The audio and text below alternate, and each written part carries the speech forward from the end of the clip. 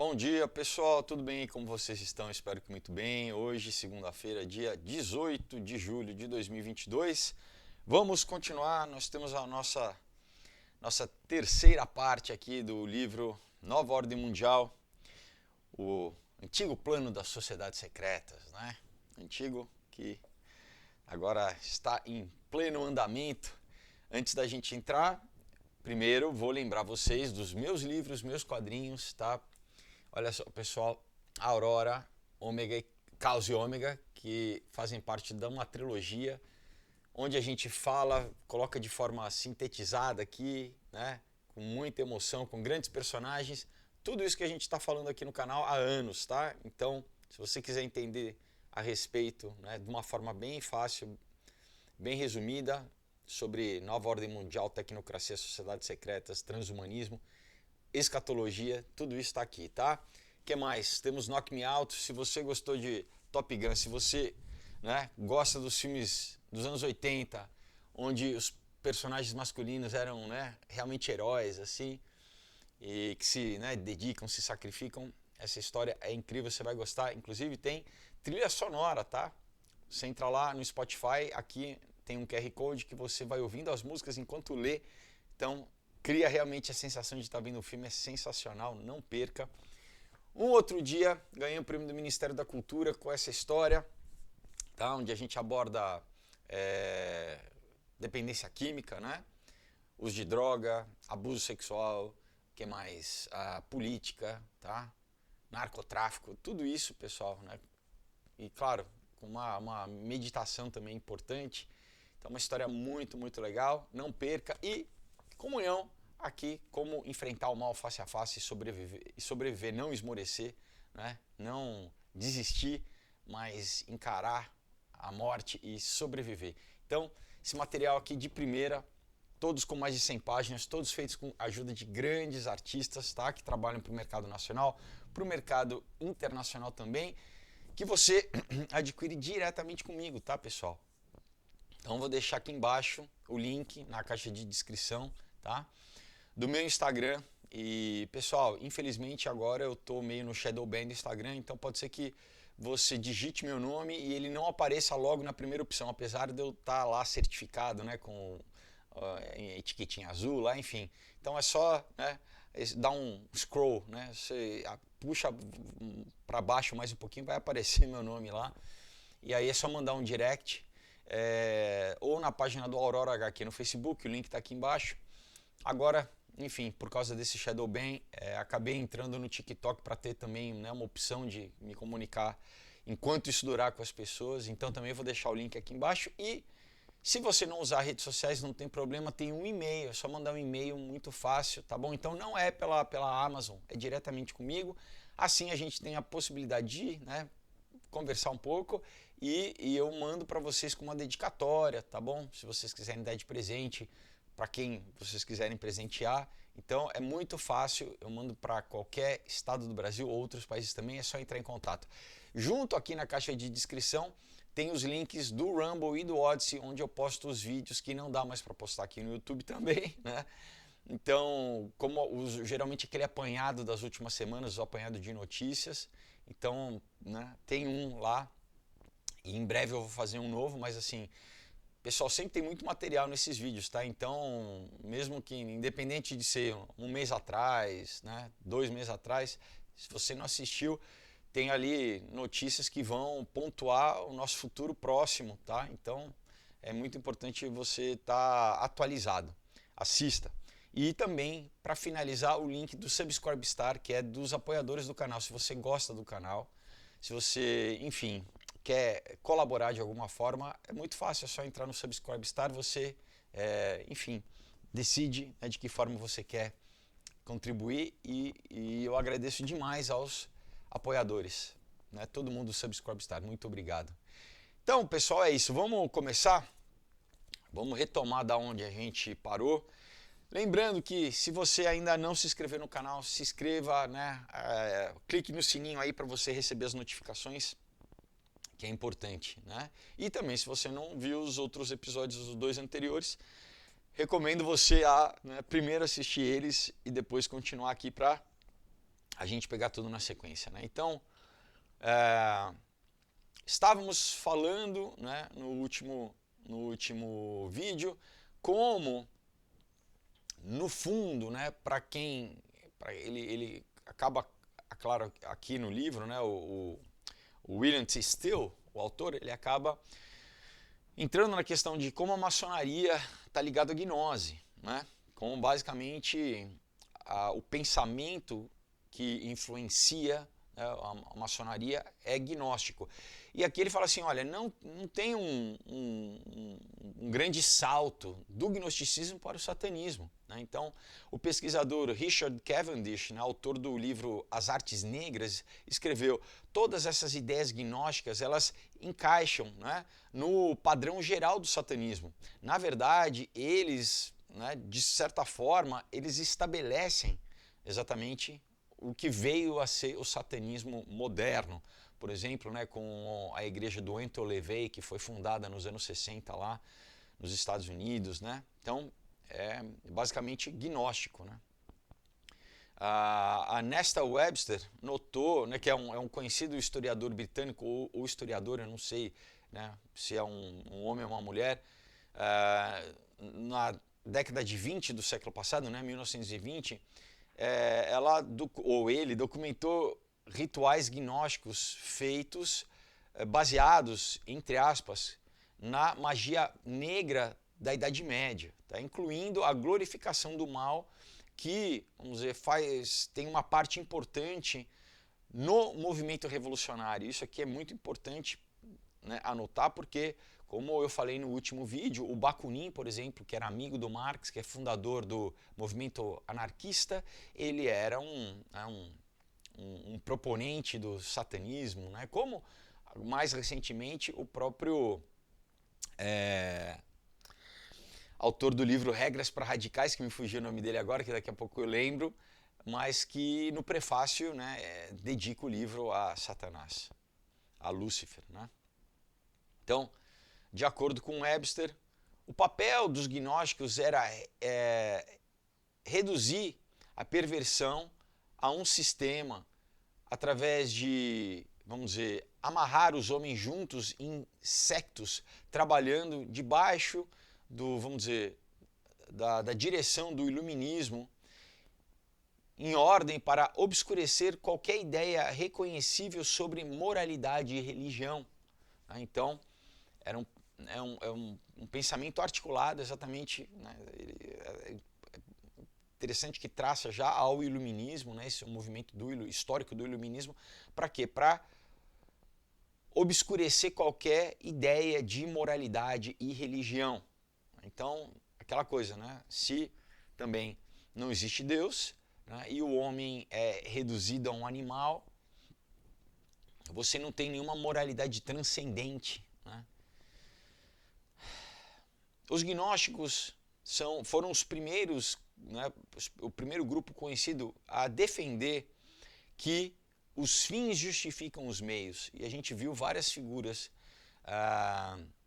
conhecidas do comunismo, né, que usaram tanto essa própria frase, os fins justificam os meios, quanto a lógica, né, dos fins justificam os meios. Então, basicamente, para atingir a utopia marxista, algumas milhões de pessoas vão ter que morrer, mas não tem problema, porque os fins justificam os meios. Então a gente pode roubar, a gente pode matar, porque a nossa intenção é boa no final, né? A gente vai chegar à nossa utopia. E nesse papo de chegar na utopia, né, durante os 70 anos do comunismo oficiais, né, porque não acabou, ao contrário, né, ele está cada vez mais entranhado na sociedade ocidental, democrática, né?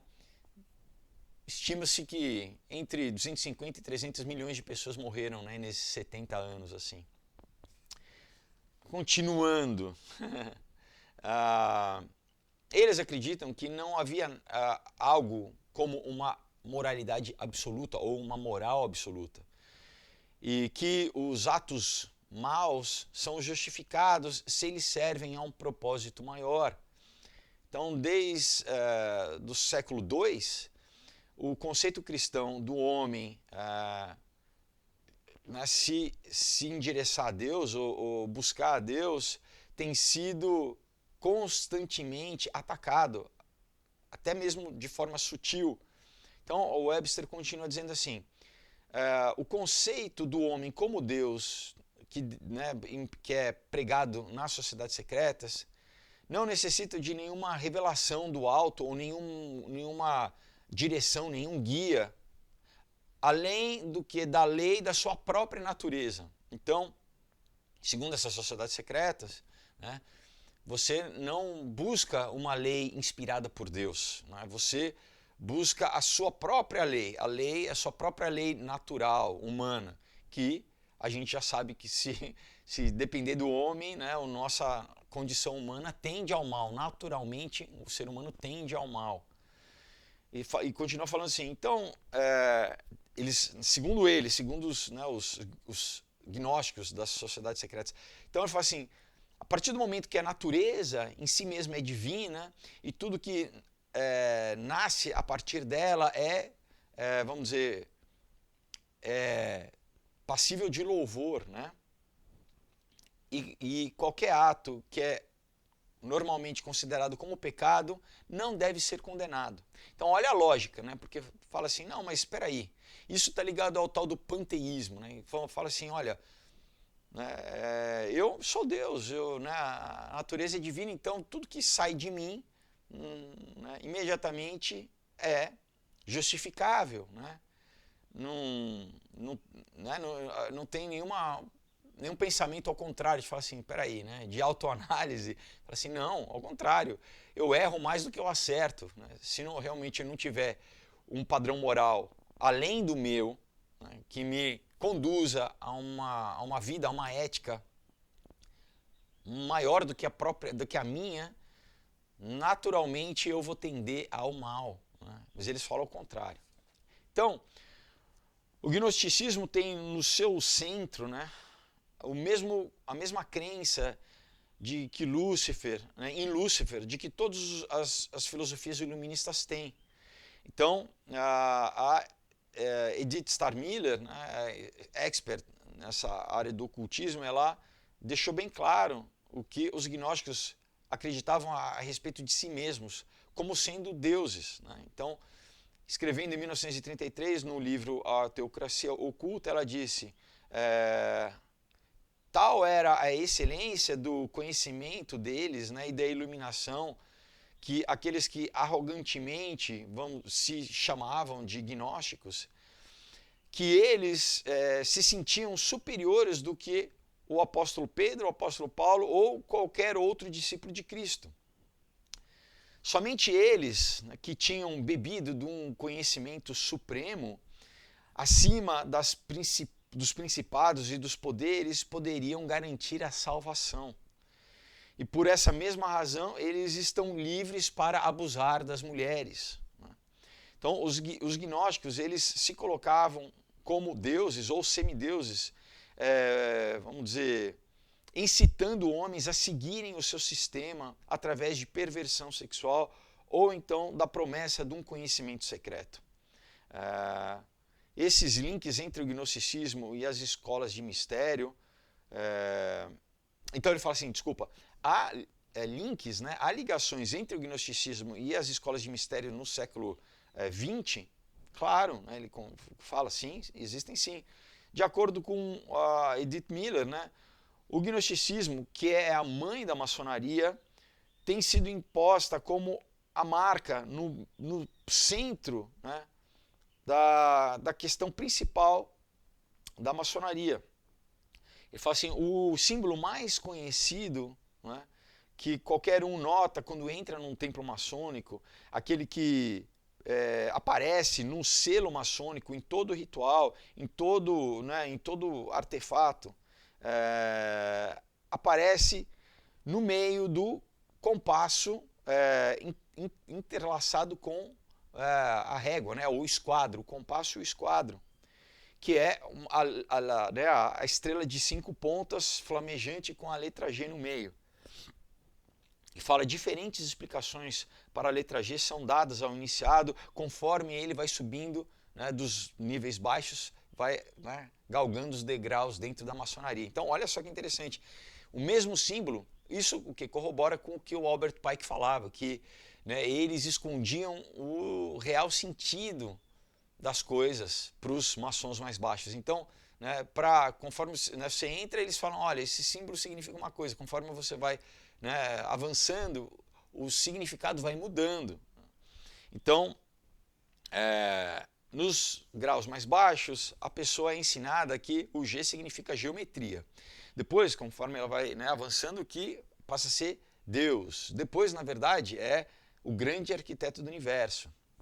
Ele fala aos irmãos que frequentemente admitem mulheres nas lojas como membras, né, é revelada que a letra mística significa geração. Tá? Finalmente, a geração do que? De reprodução, de gerir, né, de gerir uma vida, então ligado à questão do ato sexual e tudo. Finalmente, né, para aqueles que são encontrados, vamos dizer, dignos de penetrar no santuário dos cavaleiros Kadosh, a letra enigmática se transforma, né, na doutrina para os iniciados perfeitos, que é o gnosticismo. Tá? Então, é o gnosticismo o real sentido da letra G, né, nessa estrela flamejante. Após, né, o grau do Kadosh, os frimaçons dedicam a si mesmos para a glorificação do gnosticismo, que é anticristão. Né? O gnosticismo é abertamente anticristão, que é definido pelo Albert Pike como, entre aspas, né, a alma e o tutano da maçonaria. Eu acho que eu já li isso aqui para vocês, né? Já. Mas, bom, não tem problema, pessoal. A gente foi para uma introdução só para relembrar, né, o vídeo passado. Mas vamos continuar aqui. Então, fala assim, eu vou dar um saltinho aqui para a gente continuar. Vamos pegar daqui. Matar era uma experiência mística, né, em alguns, vamos dizer, segmentos das escolas de mistério. Eles não só mantinham que o controle que eles tinham através do assassinato ou das ameaças de assassinato, mas eles acreditavam que o assassino poderia adquirir gnose ou energia da alma da vítima. Né?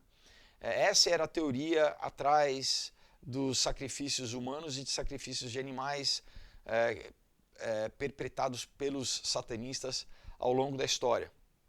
Então, as religiões primitivas também tinham esse mesmo efeito da gnose através do que? Da dança e da música rítmica, né? Então, toda essa questão que é interessante, né? Você fala como que essa cultura trance moderna, né, de música eletrônica, né, da música ritmada, por quê? Porque conduz a um estado alterado de consciência, da mesma forma que, né, os tambores, os atabaques, né, em religiões primitivas também levam, né, através desse movimento repetitivo, a pessoa a entrar num estado alterado de consciência. Então, buscando essa forma de iluminação, houve, vamos dizer, uma promoção das drogas, né, para os jovens durante os anos 60 e 70, do uso de droga como maconha, haxixe, LSD e outras drogas. Continua assim, os budistas podem atingir a mesma iluminação, né, toda essa iluminação proposta, né, pelas escolas de mistério, através de rituais sexuais conhecidos como a yoga tântrica, ou através de diferentes formas de meditação. A bruxaria, né, vamos dizer, conventos de bruxas, né, ajuntamentos de bruxas, ainda se encontram, né, ainda tem rituais sexuais, elas performam rituais sexuais em grupo, né, com nudez, enfim, para também atingir o mesmo efeito. A participação de sacrifício animal em massa também é outra forma que eles têm para tentar buscar essa gnose. Ele conclui falando assim, olha, o fato triste, na verdade, é o seguinte, é que através de sexo, drogas, dança, né, desses ritmos, né, compassados, eles são levados a acreditar que eles, né, alcançam a gnose. Então, os satanistas acreditam que sacrifícios liberam, né, que mais do que tudo isso, que os sacrifícios liberam gnose, o que trazem a gnose. Então, tal é, né, essa negra e sórdida, vamos dizer, maquinação, né, esse pensamento que essas almas iludidas pensam que vão acumular gnose e iluminação, né, que vai dar a eles alguma forma de deidade ou de imortalidade.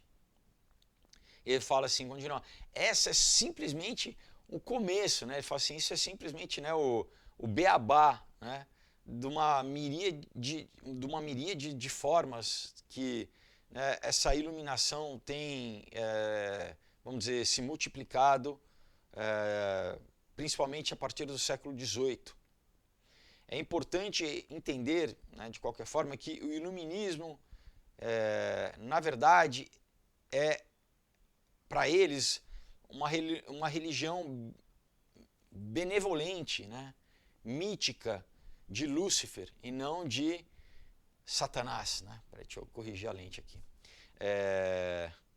Então ela está, vamos dizer, disfarçada com um idealismo político, né, que, segundo eles, pretende erradicar religião e as monarquias em geral, e particularmente o cristianismo, né, para ganhar um controle global sobre a Irmandade das Nações, ou a Liga das Nações, né, trazendo a democracia universal. Né. Então, aqui no final ele cita, então, né, ele fala, né, citando a Bíblia, fala, né, quer dizer, claro que Satanás ele se mascara, né, como um anjo de luz, se esconde, né, se fantasia como um anjo de luz. Então, vamos chegar aqui no capítulo 3, o grande plano Atlante, né?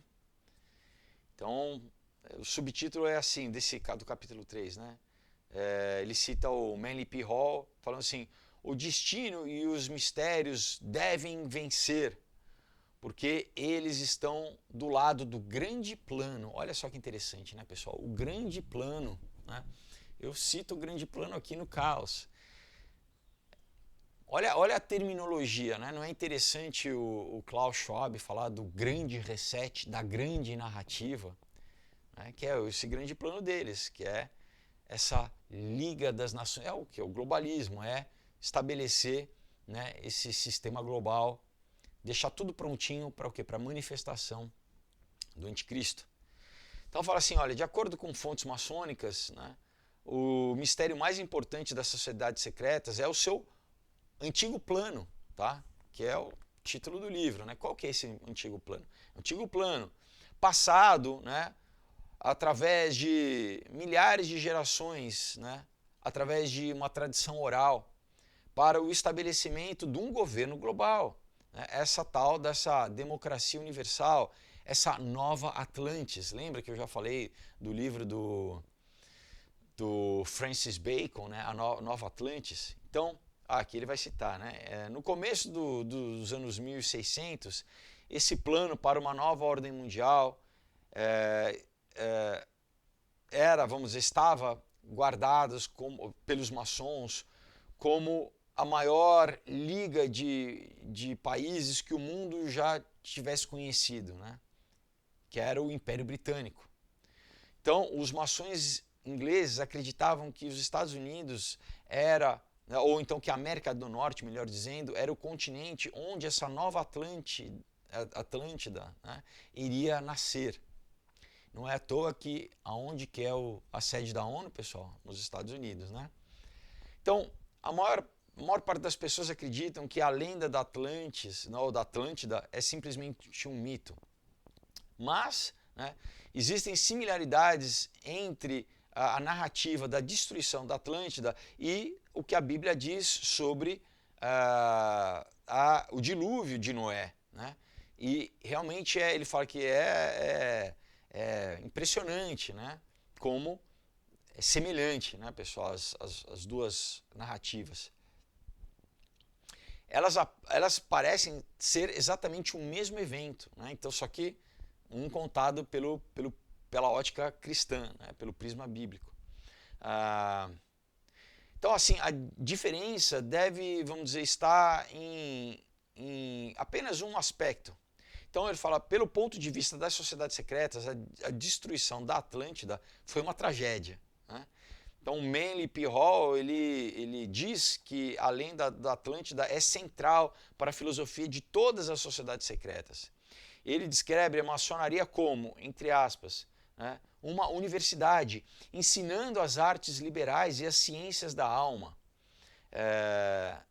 Na sombra, vamos dizer, da grande escola de mistério Atlântida, que uma vez estava de pé com todo o seu esplendor na antiga cidade dos Arcos Dourados, que em inglês é Golden Gate. Tá? Então, a gente sabe exatamente por que a ponte, né, Golden Gate lá em São Francisco, tudo isso tem toda a simbologia, né?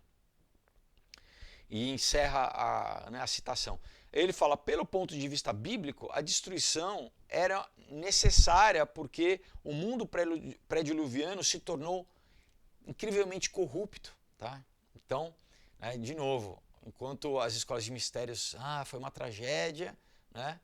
A Bíblia conta exatamente não, que isso foi uma repreensão de Deus porque havia acontecido uma corrupção tão grande na sociedade que, né, a Bíblia diz que isso chegou, né, o pecado subiu ao nariz de Deus, às narinas de Deus, assim, né? Então ele continua assim, olha, então Deus olhou para a terra, né, e viu como ela estava corrupta e toda a carne havia se corrompida em todos os seus caminhos pela terra. E continua, né, eu trarei o dilúvio, né, de água sobre a terra e tudo sobre a terra deverá perecer. Está citando a Bíblia, né? Ele continua assim, então a autoridade sobre Atlântida, né, é o Ignatius Donnelly, que escreveu um livro em 1882, no seu livro escreve que as similaridades eram tão significativas quanto o mandato que eles eram exatamente o mesmo evento, né? Então, fala assim, o dilúvio, né, porque em inglês é deluge, desculpa, o dilúvio, ele claramente se refere à destruição de Atlântida. E concorda, né, vamos dizer, a lenda maçônica com o que a Bíblia diz em muitos pontos importantes, né, particularmente também aquilo que foi narrado pelo próprio Platão. Né? As pessoas destruídas eram, em ambas as narrativas, tanto na Bíblia quanto no que o Platão diz, uma antiga raça que havia criado civilização. Eles haviam sido no passado alegres e sem pecado, né, e viviam numa condição sem pecado, mas eles se tornaram, né, perversos, né, e por isso eles foram destruídos pelos seus pecados, né, e por isso eles foram destruídos pela água. Inclusive o próprio Platão narra isso também, né? E em algumas narrativas também da nova era, né, da galera New Age que fala sobre Atlântida, muitos falam que eles se corromperam, eram magos brancos que se corromperam, né? Então até eles mesmos muitas vezes reconhecem que foi um castigo divino, né, pela corrupção dessa sociedade. Ele continua falando assim, não é interessante de que essa civilização corrupta, antediluviana, né, que as sociedades secretas estão trabalhando né, com tanto afinco para trazer de volta, para, né, restituir essa sociedade corrupta, né? É interessante no fato que a Bíblia diz exatamente que Jesus Cristo irá retornar quando o mesmo tipo de sociedade existir novamente, né? Então ele cita aqui Mateus capítulo 24, os versículos 37 e 39, dizendo assim, né, porque a vida do homem será igual nos dias de Noé, porque naqueles dias antes do dilúvio, onde eles estavam comendo e bebendo, onde eles estavam casando e se dando em casamento, até o dia em que Noé entrou na arca, né? Isso Jesus falando sobre os últimos tempos. Então ele fala assim, acredite ou não na lenda da Atlântida, é certo que essa literatura existe, né? Não há... ele fala assim, há apenas uma fonte sobre a lenda Atlântida fora dos círculos maçônicos, que é a narrativa escrita por Platão por volta do ano 400 a.C. Nessa narrativa é dito, né, que foi derivado de um, vamos dizer, né, de uma outra narrativa oral, né, inclusive muito mais antiga, pelo filósofo grego Solon, né, conhecido como o pai da democracia grega, desculpa. Então, o Platão, quando ele narra sobre Atlântida, ele mesmo fala que não é ele que ele não inventou nada disso, que ele recebeu isso do Solon, tá?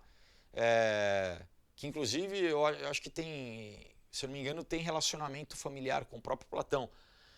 E que, né, segundo essa narrativa, o Solon, ele teria recebido isso quando ele foi no Egito de sacerdotes egípcios, tá?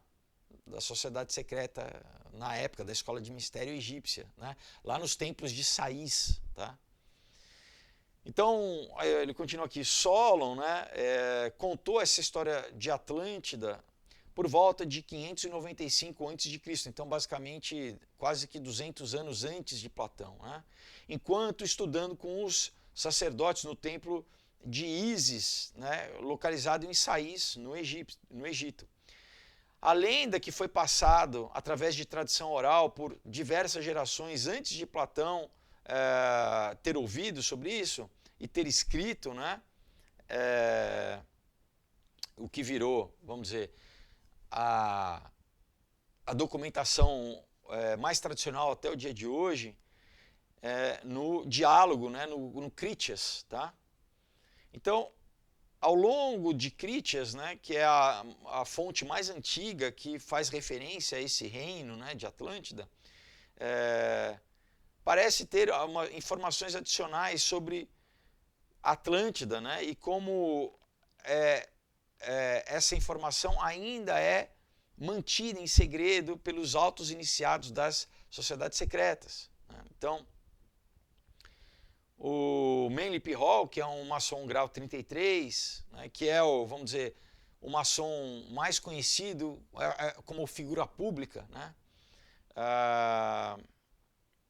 ele dá vamos dizer, um relato detalhado sobre seus próprios pensamentos, de como o Solon, né, conseguiu esse conhecimento sobre Atlântida no seu livro de 1944, o Destino Secreto da América. Eu já li esse livro para vocês, então se você tiver curiosidade sobre esse livro, Destino Secreto da América, busca aqui no meu canal, né? Tem ali, eu fiz, da mesma forma que a gente está fazendo aqui essa série sobre esse livro, eu já fiz a série sobre o livro O Destino Secreto da América, tá? Então ele continua aqui, olha, de acordo com essa narrativa do Hall, né, os sacerdotes levaram o Solon, né, por uma série de escadas, né, de escadarias, então do templo, vamos dizer, no térreo, vamos dizer, eles foram descendo com o Solon, né, por essas escadarias, tá, antigas, cavadas na rocha, né, até que eles chegaram numa enorme câmara subterrânea, né, na qual, vamos dizer, tinha parte do rio Nilo, tá, onde parte do rio Nilo corria, né? Então eles embarcaram num pequeno barco que era, vamos dizer, remado por homens cegos, tá, até uma pequena ilha, né, longe, lá no fundo desse rio subterrâneo. E é muito interessante que, né, eu tive já no Egito lá, então você vê que onde você tem as pirâmides, né, mesmo ali, né, já diz que você tem o Nilo corre ao lado, né? E que mesmo ali você tem, vamos dizer, como se fossem afluentes do Nilo que gerariam quase como no princípio de uma termoelétrica, né? De uma hidroelétrica, desculpa, gerariam ali uma ionização das próprias pirâmides. Isso lá no Cairo, né? Mas isso aqui é lá no templo de Sais, né? Então não é em Cairo, né? Então, de qualquer forma, né, tá ligado ao rio, ao Nilo, né? E aí fala que nessa ilha haviam 2 pilares feitos de um metal raro, tá? Aí a gente entende também a questão dos 2 pilares da maçonaria, né? Entendeu? Então, que de um metal raro que basicamente indícios assim como se fosse um metal ou de um asteroide, né? Num metal tivesse vindo de fora da Terra, né? Que era, vamos dizer, aqui, segundo eles, feito de um material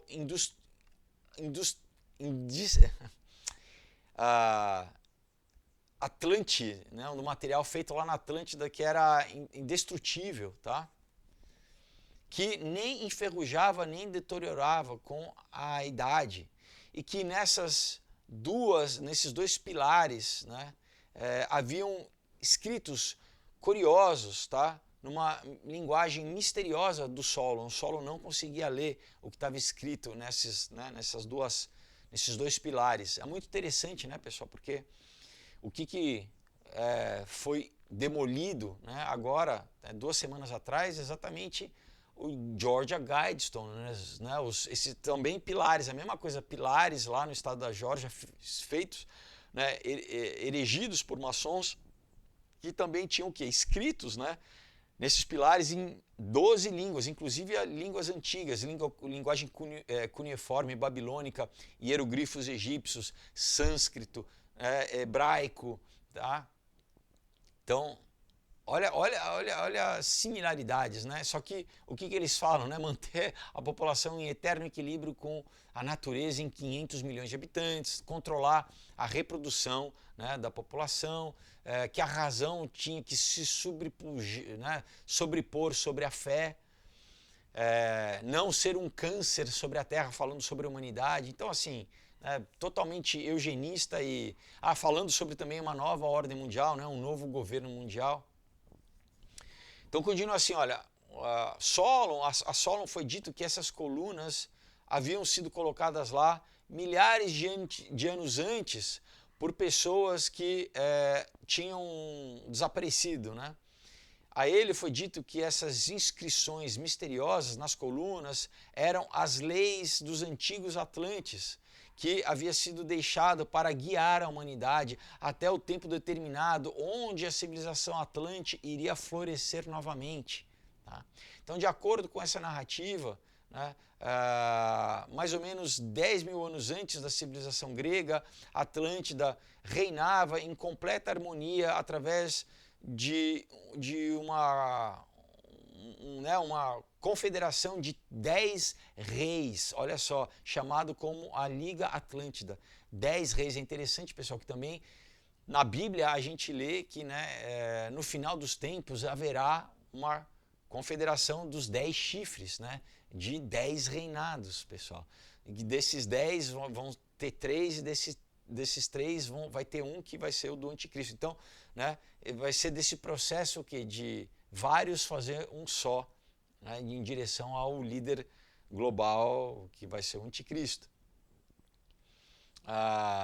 Então, 7 desses reis reinavam nas 7 ilhas que, na verdade, era chamado do continente Atlante, né, o continente Atlântico, enfim.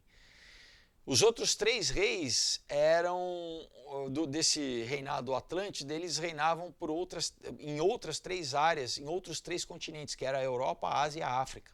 Né? E um dia esses 7 reis da Atlântida decidiram conquistar os outros 3 continentes. Então eles invadiram a Grécia e toda a Europa, né, por volta de 10 mil anos antes de Cristo. E por causa dessa transgressão aberta, né, das leis atlântidas, isso fez com que, né, vamos dizer, estivesse criado a ira do pai de todos os deuses, né, que era para eles Zeus. Então, em um único evento, Zeus fez com que toda a ilha de Atlântida, né, de Atlântida, com aproximadamente 60 milhões de habitantes, ela, vamos dizer, naufragasse nas ondas, né? Então, a ideia é que era basicamente um reinado ali no meio do Oceano Atlântico, né? E que esse cataclisma fez com que grande parte da população fugisse, né? Uns para leste, outros para oeste. Então, uns em direção às Américas, que viria a afundar todas essas civilizações como, né, Azteca, Maia, Inca, né? Inclusive, né, antes dos Incas, né, pré-incaicos, que são os Toltecs e tal, e outra parte fosse em direção ao quê? Ao Egito, né? Então, basicamente, a mesma população fugindo para dois lados, né? Quando, vamos dizer, a Atlântida foi submersa. Vamos continuar aqui. Então, Solon, né? A Solon era dito que essas colunas misteriosas, né, era tudo o que havia restado dessa antiga cultura atlântida para guiar o futuro, né, e guiar o futuro governo das nações, tá? Basicamente é isso, restabelecer, né, um governo global. De qualquer forma, o que, né, o Manly P. Hall e os maçons eles falham em mostrar é que isso supostamente, esse suposto padrão de um governo ideal, isso em si conduziu para a própria destruição da Atlântida, né? Que a parte da corrupção da população era exatamente esse controle total, né? Eles se tornaram soberbos, arrogantes, né? Porque não, basicamente também o que a Bíblia cita um pouco em Nimrod, né, pessoal? Essa mesma tentativa de Nimrod de reconstruir um governo global logo após o dilúvio, né? Logo após o dilúvio, pessoal, a primeira narrativa bíblica, né? Você tem também a questão, né, de Noé, enfim, dos filhos de Noé, né? De Noé ter ficado embriagado com vinho, né? E Cão ter, enfim, desonrado seu pai e tudo, mas logo em seguida, numa escala mais ampla, a primeira narrativa é exatamente Nimrod tentando reconstruir esse governo global, né? Então, ele fala assim, pode haver alguma dúvida, né, que tal governo, né, se for reinstalado, irá trazer o mesmo resultado trágico, né? Então, olha só, pessoal, quando havia um governo global, né, Deus trouxe um juízo, o dilúvio foi um juízo através de água, né? E Jesus exatamente diz o quê? Que os últimos dias seriam iguais aos dias de Noé. Então, de novo, um governo global, só que em vez de água, né, porque Deus ele mesmo jurou que não iria destruir mais o mundo através de água, vai ser o quê? Vai ser fogo, tá, pessoal? Então, né, olha os paralelos, tá? Então, de novo, essas sociedades secretas exatamente trabalhando para criar de novo esse governo global, né, para fazer guerra contra Deus, se opor a Deus, como a gente lê em Gênesis 10, né, Nimrod, a Torre de Babel, né, e Jesus mesmo falando, olha, então isso vai se repetir, né, a gente vai ter um novo momento, onde vai ter um governo global, onde, né, a humanidade vai se rebelar contra Deus e vai haver um juízo, um novo juízo, né?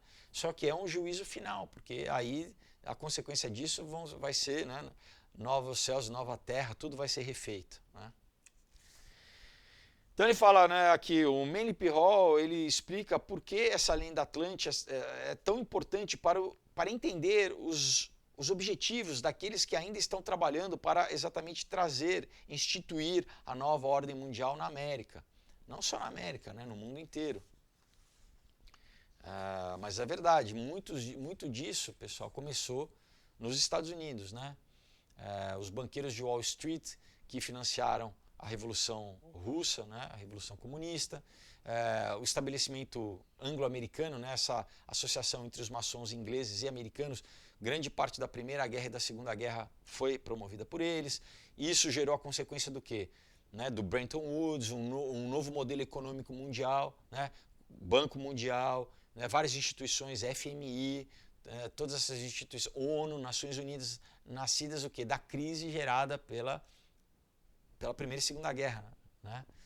Então, é tudo isso dirigindo a sociedade, né, o mundo como um todo, para, né, esse governo global.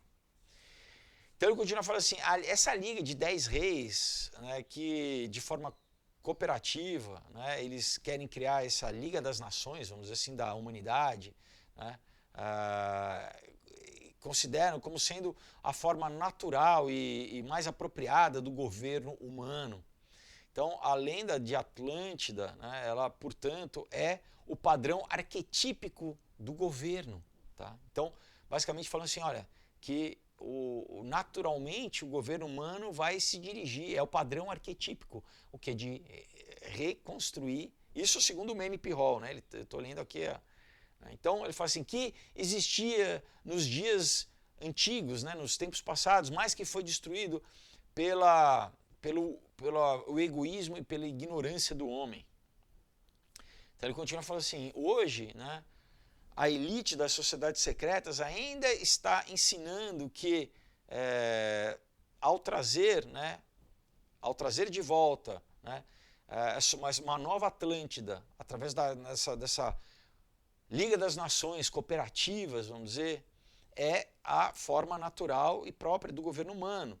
E que esse é o chamado mais alto que qualquer pessoa pode se dedicar, né? Ou dedicar a si mesmo.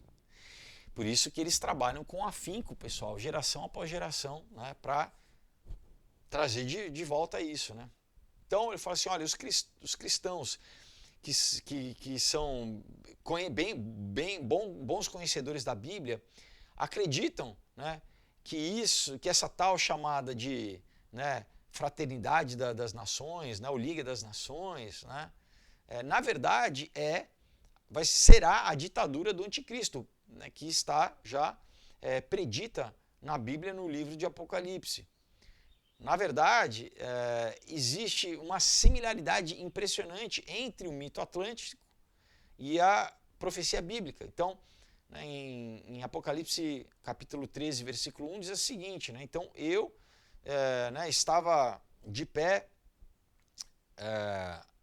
né, nas areias na praia, né, nas areias do...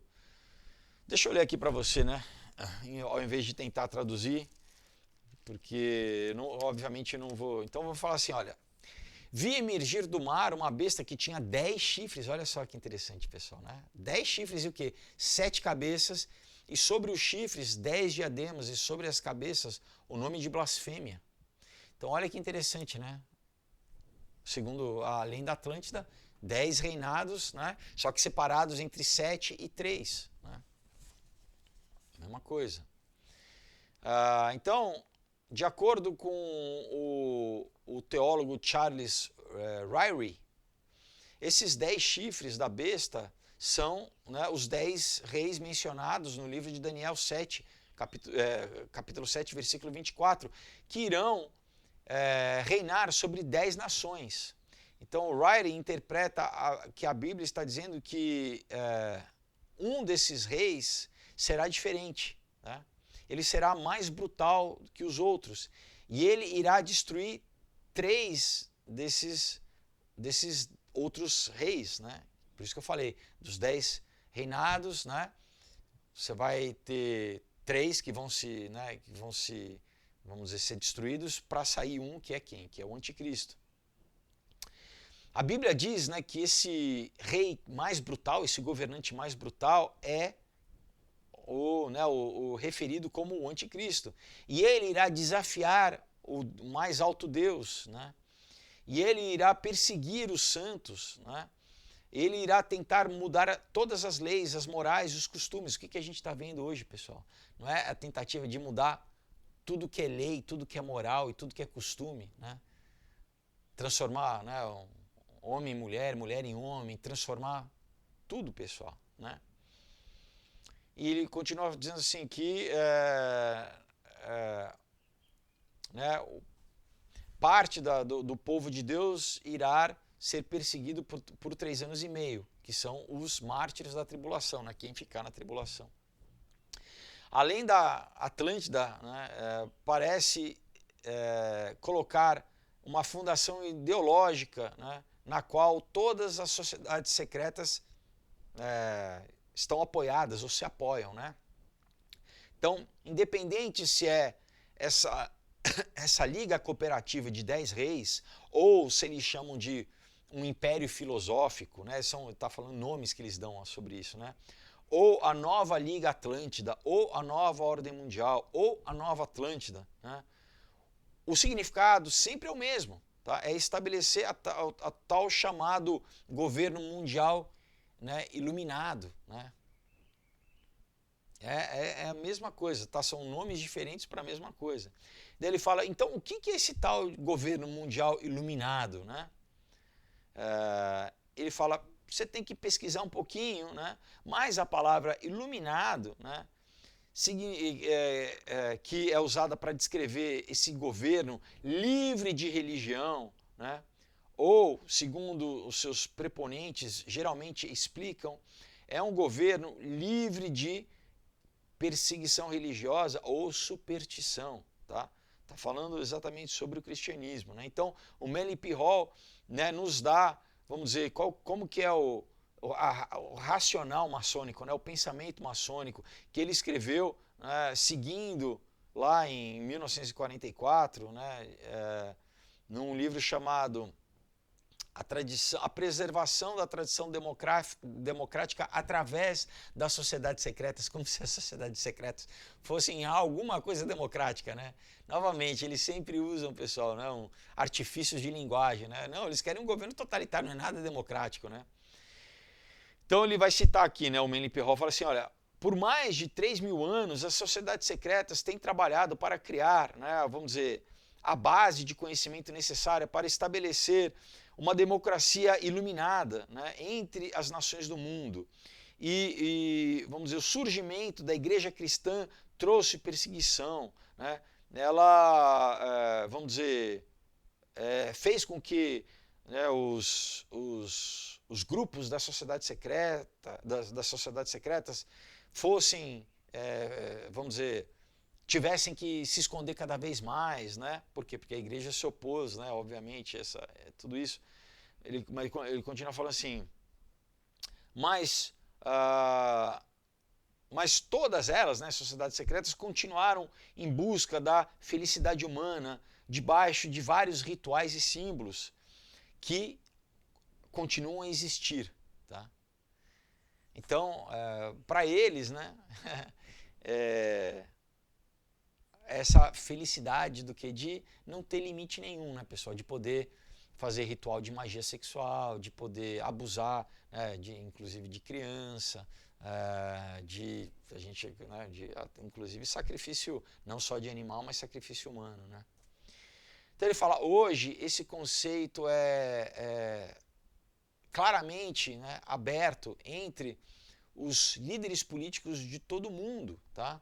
E isso está, vamos dizer, incorporado num espírito atual das Nações Unidas, tá? Então, isso ele já falava, pessoal, né?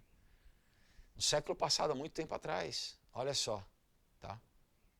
Isso está, vamos dizer, cristalizado, né, formalizado no atual, nas Nações Unidas, né? Então, basicamente, pessoal, as Nações Unidas já é um grande passo, né? E é interessante que quando que as Nações Unidas surge, pessoal, junto com o quê? Com o retorno de Israel, né? Biblicamente, pessoal, faz todo sentido, né? Eu considero que as dores de parto começam exatamente com a volta de Israel, né? Cumprindo profecia lá em Isaías, né?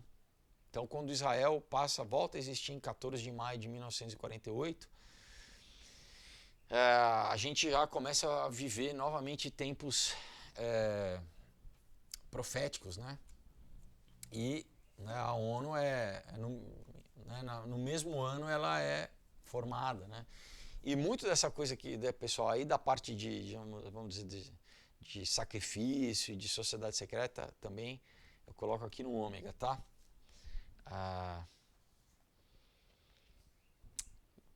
Então ele fala assim, bom, agora vamos falar um pouquinho mais do papel das sociedades secretas, né, na origem da América. Então ele fala, até mesmo o nome América, né, ele talvez seja o produto, né, de antigas sociedades secretas americanas. Ele fala, numa edição de 1895, na revista chamada Lucifer, publicada pela, né, Sociedade Teosófica, promotora de ocultismo, o autor James Price deu um interessante insight, né, um interessante, vamos dizer, pensamento ali de bastidor sobre o significado da palavra América. Ele diz que o Deus supremo da cultura maia da América Central, conhecido como Quetzalcoatl, né, que também conhecido no Peru como Amaru, tá? Então, o território do Amaru era conhecido como Amaruca, tá? Então, Amaruca, América, tá? Então, de acordo com Price, desse nome Amaruca, né, que vem a palavra América. Amaruca é literalmente traduzido como a terra da serpente plumada. Tá? Olha que interessante, né? E eu, pessoal, ano passado tive lá no México, eu já tinha ido para o Peru, lá para Machu Picchu e tudo, mas ano passado fui para o México, né? Tive ali no Museu de antropologia, de paleontologia, né, da Cidade do México, e fiz vídeos para vocês, inclusive eu postei aqui no canal, pessoal, de toda a questão, né, de como era, bom, é só assistir Apocalipto do Mel Gibson, né, era uma sociedade, pessoal, que havia sacrifício humano diário, né, era sangue rolando diário, assim, né. Então, os sacerdotes desse Deus da paz que uma época reinaram as Américas, né? Isso segundo o autor maçônico, né? Ele está citando aqui. Então todos os homens vermelhos, né, que se mantiveram verdadeiros a essa antiga religião ainda estão debaixo da sua influência. Influência de quem? Da serpente plumada, o Quetzalcoatl, né? Então, continua assim, olha, a maioria dos historiadores atribuem o nome América ao explorador Américo Vespúcio, né? Mas o Manly P. Hall, ele diz que na verdade, essa serpente, né, que é frequentemente simbólica de Lúcifer, né, não era nenhum exagero extrapolar, né, o fato de que América muito bem quer dizer a terra de Lúcifer, tá? Então, no sentido de que eles batizaram, escolheram esse nome América para, né, chamar, né, que na verdade já era um nome que era dado pelos próprios nativos locais, né? A terra da serpente plumada. Então fala assim, para as sociedades secretas, Lúcifer sempre é apresentado como sendo benevolente, né? Como um Deus de paz e amor, né? Que não tem nada além das melhores intenções para a raça humana. Na mitologia grega, ele era conhecido como Prometeus, que era o titã que desafiou Zeus, né, para o quê? Trazer o dom, né, o presente do fogo para a humanidade, que simboliza tecnologia, que simboliza, né, ciência, o conhecimento. E que por esse ato ele foi torturado, né, Lúcifer, né? Interessante que o conhecimento iniciatório das sociedades secretas comumente é referido como luz ou como iluminação, né, que é a tal da luz de Lúcifer, e é associado com o fogo. Né? Entre os luciféricos, Deus é visto como mal, Deus cristão, né? Jeová é visto como mal, que ele tenta, vamos dizer, manter esse conhecimento longe do ser humano. Então, aqui quem segue o canal já sabe que eu já expliquei isso diversas vezes, né? Os gnósticos, enfim. Então, né, Deus, o Deus bíblico, na verdade, é um demiurgo, ele é um semideus, não é o Deus criador do céu e da terra, do universo, mas simplesmente um semideus, né, que é um Deus menor, vamos dizer assim, que aprisiona o homem na terra, né? E que, né, nosso coitadinho, queridinho do Lúcifer foi, né, trazer o conhecimento para o homem, para emancipar o homem, né, das garras desse Deus tirânico. E por isso que ele foi castigado. Então, na verdade, o nosso Deus, né, para os gnósticos, é quem? Lúcifer. Né? Esse sim é o Deus bom, que vai liberar o homem através de dar conhecimento, esse conhecimento secreto, que vai dirigir o homem aqui ao transhumanismo, à imortalidade. Né? É exatamente o oposto, pessoal, né? Que é cada vez mais escravizar o homem, prender o homem na máquina, né? na artificialidade, naquilo que não é natural. Né? Mas para eles é o contrário. Não, nós vamos nos salvar o quê? Através da tecnologia, através do transhumanismo. Né? Vamos continuar aqui.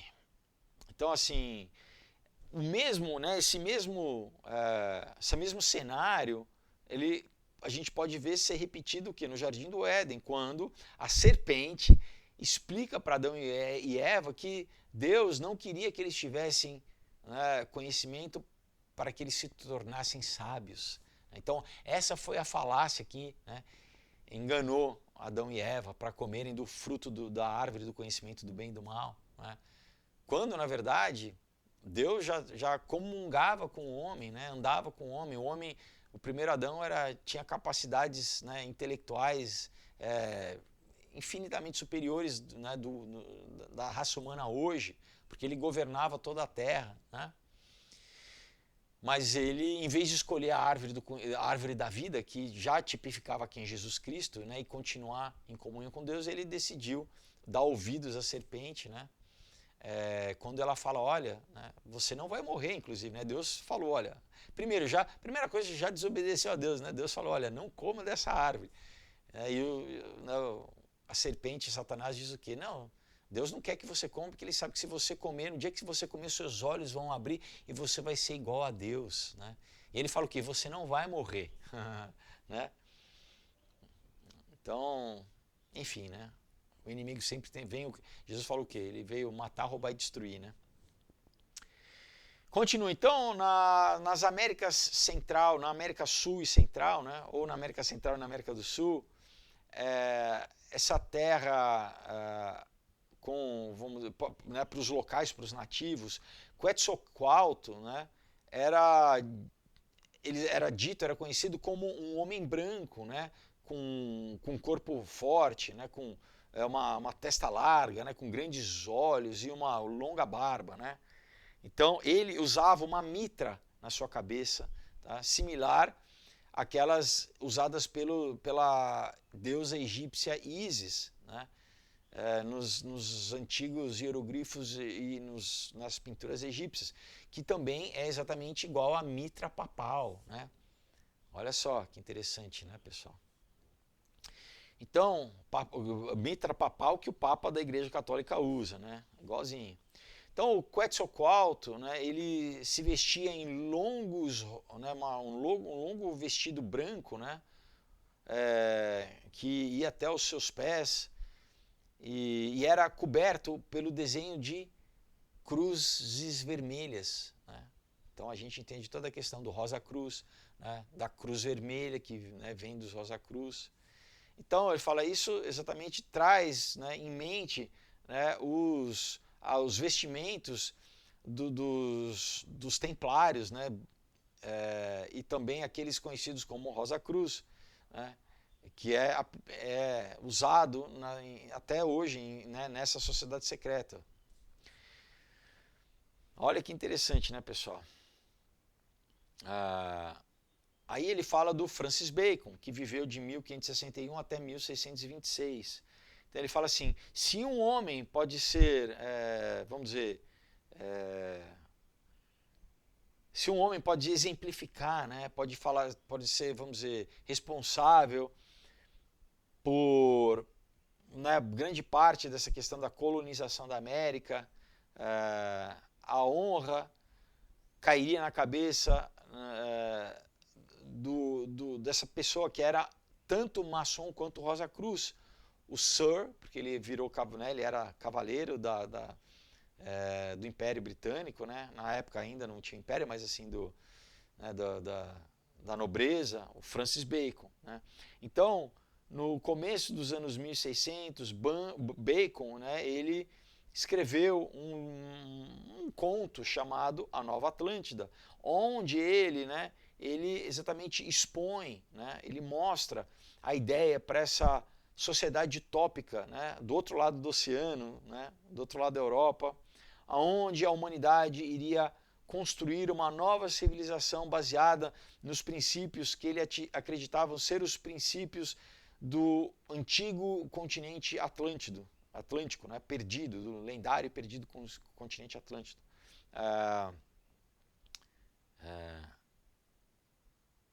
Então, né, ele fala assim, querido para ele, né, esse sonho de uma nova Liga das Nações Mundiais, né, mundial, chamada Nova Atlântida. Então, a Marie Bauer Hall, né, ela diz no seu livro Coleções de Emblemas, né, Antigos e Modernos, o seguinte: verdadeiramente o sexto grande império do mundo ocidental foi, vamos dizer, a criação, foi feito com a criação e o advento do Sir Francis Bacon, né, o verdadeiro pai da democracia atual e o verdadeiro fundador da América, tá? Então não é o Cristóvão Colombo, não. Então para eles, quem que é a pessoa que pensou, né, o governo americano, né, que inclusive vários founding fathers eram maçons, né? Vamos dizer, os pensadores da República Americana, né, de quem que fizeram a independência americana, fizeram a Constituição americana, a grande parte deles era maçom, pessoal. Então, né, segundo essa autora aqui, o real fundador da América, né, quem, vamos dizer, deu o norte, deu o pensamento para a América é o Francis Bacon, né? Que ele fala aqui que é o sábio guardião e protetor, né, da história durante os últimos 300 anos. Tá? Então ele continua falando assim, nascido somente 60 anos após Cristóvão Colombo ter descoberto a América, né? Obviamente a gente já falou aqui que não foi nada descoberto, eles sabiam muito bem, né, né, já os fenícios já tinham ido, os egípcios já tinham ido, né, os vikings já tinham ido, então era muito bem conhecido. Ele fala assim, né, a linhagem do Bacon é bem controversa, né? Então ele nasceu vamos dizer, como se fosse a ama, né, da Rainha Elizabeth, a Lady Anne Cook Bacon, tá? Que era esposa do Lord High, que era a esposa do alto chanceler da Inglaterra. Tá? Mas alguns teóricos acreditam que Bacon, na verdade, foi o primeiro filho da Rainha Elizabeth, um filho ilegítimo, tá? Um filho dela com o Lord Robert Dudley, que era o Duque de Leicester, né? E que ele simplesmente foi adotado no nascimento pelos Bacons, tá? Que haviam tido, vamos dizer, a infelicidade de ter tido um aborto, né, mais ou menos na mesma época. Então isso tornaria o Bacon, Francis Bacon, neto do rei Henrique VII. Portanto, né, vamos dizer, o herdeiro legal do trono inglês. Tá? Mas ele continua assim, mas por que a troca, vamos dizer assim, né? Então, o pai do Bacon, né, o Dudley, ele era secretamente casado, foi secretamente casado com a Rainha Elizabeth antes dela se tornar rainha em 1558, com a idade de 25 anos. é bem conhecido, né, de que a Elizabeth queria casar com o Dudley abertamente, mas era politicamente impossível porque ele era muito impopular. Então, a sua primeira esposa morreu, né, vamos dizer, repentinamente, debaixo de circunstâncias suspeitas, em 1560, um ano após o nascimento do Bacon. Então, olha que interessante, né? Através do seu reinado, a Elizabeth, vamos dizer, foi assombrada por esse rumor persistente de que ela havia dado, ela havia parido, ela havia dado luz a um filho bastardo, né? E que Francis Bacon seria exatamente esse o candidato, né, a esse filho bastardo, né? Ele fala de qualquer forma, né? Na sua maturidade, o Bacon, como um lord inglês, ele se tornou, né, muito conhecido do ocultismo, né? E até mesmo disse ser misticamente adepto do que era conhecido como a posse de todo conhecimento, né? Então a Marie Hall descreve Bacon, né, nesses termos, assim, vamos dizer, né, ela levanta a bola do Bacon, fala assim: ele é o fundador da maçonaria, ele é a luz que guia a Ordem Rosa Cruz, né? Os membros, dos quais os membros mantêm a tocha do conhecimento universal, tá? Ou que portam a tocha do conhecimento universal, né? Lúcifer significa, né, o portador de luz, portam a tocha, né? Tem toda uma simbologia aí, né? A doutrina secreta, né, das eras, que permanece viva durante a antiga noite da Idade Média. Por quê? Porque, né, a Idade Média você tinha, né, o cristianismo tinha crescido durante a Idade Média, né? Por isso que eles falam o renascimento. Para eles, o que é o renascimento? É o renascimento do paganismo, pessoal. O renascimento do gnosticismo, do neoplatonismo, tá? Na escola, você, né, ensinam a gente o quê? Né, a Idade Média era a Idade das Trevas, da ignorância. Mentira, né? Você já tinha várias universidades sendo formadas pela igreja, né? Você tinha figuras como, né, Santo Agostinho, como Tomás de Aquinas e vários outros, né? Você tem toda a igreja primitiva ali, São Irineu, você tem, enfim. Mas aí, então, para eles, quando que né, a história contada por eles, quando que a humanidade, né, sai dessa idade das trevas, né? Quando o quê? No Renascimento, quando volta, né, o princípio, o paganismo, pessoal, volta, né, o ocultismo, tudo aquilo que era, né, do mundo pagão, greco-romano. Então, para eles é o Renascimento, e daí vai desembocar o quê? No Iluminismo, né? Então, olha só que interessante, né? Então ele fala, né, o Bacon, ele foi iniciado no novo liberalismo representado ao longo da Europa, né, né, em toda a Europa, através das sociedades secretas de intelectuais dedicados, né, a liberdades civis e religiosas. Depois, quando o momento foi propício, ele, vamos dizer, lançou, né, vamos dizer, a força e o peso do seu grupo literário nas colônias inglesas, o seu plano para a América, né? Esse plano querido que ele tinha, que ele sonhava que ali começasse a grande Liga das Nações, que seria a Nova Atlântida, né? Então, pessoal, olha só, né? Como é importante a gente conhecer a história, né?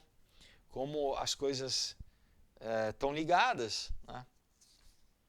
E eu falei, não só os Estados Unidos têm sido usados, né, por isso que eu li vários livros para vocês sobre o estabelecimento dos Estados Unidos, o estabelecimento secreto da América, né, do Anthony Sutton, para a gente entender como não só politicamente foi estabelecido nos Estados Unidos, né, e a força econômica americana, né, foi usado para lutar as duas guerras, para implementar o comunismo na Rússia, né, para implementar as bases dessa nova ordem mundial com Nações Unidas, com, né, de novo, FMI, Banco Mundial, Banco de Acordos Internacionais e tal.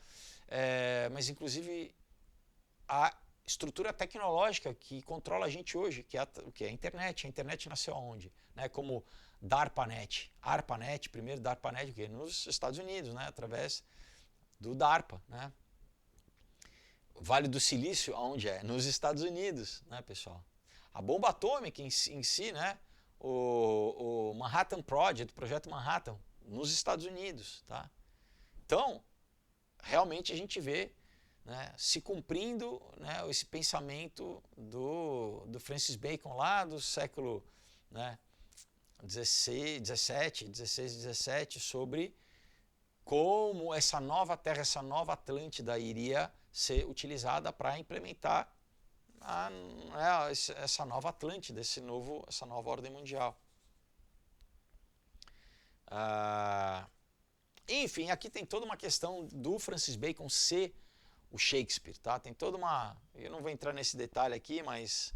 né, muita gente diz que o verdadeiro autor das obras de Shakespeare, na verdade Shakespeare era simplesmente era um cara, inclusive, iletrado, né? Era o ator lá, né, de Stratford-upon-Avon e tal, mas que ele só estava sendo né, uma fachada para o Francis Bacon poder escrever, né, porque, inclusive, toda a parte tem muito ocultismo, né? Por exemplo, o livro A Tempestade, Macbeth, tem muito ocultismo decodificado nas obras do Shakespeare, né? Então, que o próprio, né, ele é basicamente um iletrado, né, o Shakespeare pessoa, né?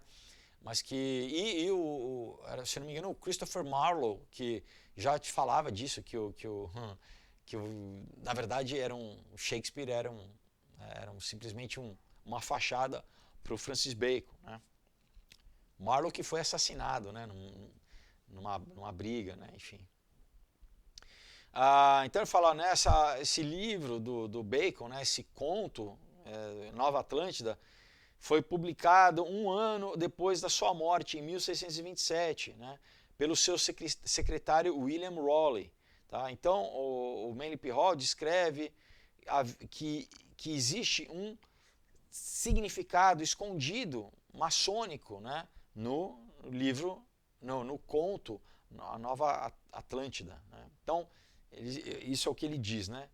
Ele fala, na página título, né, tem um desenho curioso, mostra a figura, né, de uma antiga criatura representando o tempo, que é o que? É o Ouroboros, né? É a serpente com o seu próprio rabo na boca. Né? E ele fala, o significado é óbvio, né? Através do tempo, né, a verdade escondida irá ser revelada. Então, essa figura é dos mais famosos selos ou símbolos da ordem da busca, que é essa busca do quê? Da nova ordem mundial, né? Que é a ordem da maçonaria, né? Contém nela, né, toda a promessa da ressurreição do homem e da restituição da teologia divina, né? Então aqui então, um exemplinho aqui da imagem do Ouroboros aqui, né? Então, a teórica baconiana, né, e entusiasta maçônica Marie Bauer Hall acredita que o grande plano, né, tem sido perpetuado através de um grupo internacional de altos iniciados nas sociedades secretas. Tá? Então não é qualquer iniciado em sociedade secreta, não é um maçom, né, de um ranking baixo, de um grau baixo, não. Esse grande plano é conduzido pelo quê? Só os altos iniciados das sociedades secretas. Né? E aqui ela escreve assim, a perpetuação do grande plano foi garantido por uma tradição secreta entre, né, o grupo interno de iniciados que não são conhecidos para, vamos dizer, quem é das ordens, né, vamos dizer, para o grupo, né, da ordem, vamos dizer, esses altos iniciados, inclusive muitos outros maçons ou outros membros da ordem não sabem quem são, né? Eles estão escondidos, tá?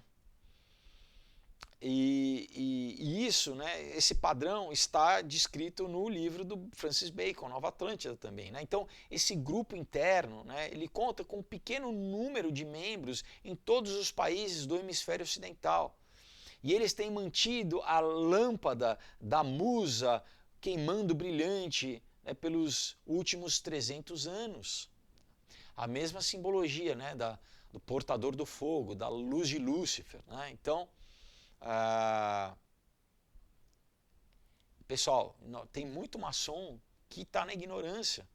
Por isso que daí quando você fala, né, da maçonaria, eles dizem, não, imagine, aqui a gente só faz, né, caridade, né, trabalho beneficente. Na verdade, muitos são seduzidos para entrar porque acham que vão ter vantagens, né? É um networking, né? Um vai ajudar o outro, né? Porque, obviamente, os maçons estão em posições de poder, estão, né, os altos maçons. Então eles acham que vão, né? Não, eu vou entrar e vou, né? E vou, sei lá, ter clientes, fechar negócios, né? Vou ter algum tipo de benefício aqui, né? Né, para subir na maçonaria você vai ter que basicamente vender sua alma. Então você vai ter que fazer vários rituais e vai se comprometer espiritualmente, né? Como o próprio Albert Pike fala, né? Ele fala, nós enganamos os maçons mais baixos, a gente não conta para eles o que é. Você tem que ir galgando aqui para no final chegar e você saber que aí vai ser revelada a luz de Lúcifer para você. E quando chega nesse ponto, geralmente o cara está tão doutrinado e está tão comprometido que ele acha que, não, então essa é a verdade, né? Ele compra essa, né, essa narrativa de que, né, o Deus bíblico é ruim, então, né, que Lúcifer que vai nos emancipar e vai nos levar até a apoteose, aonde o homem vai virar Deus, né?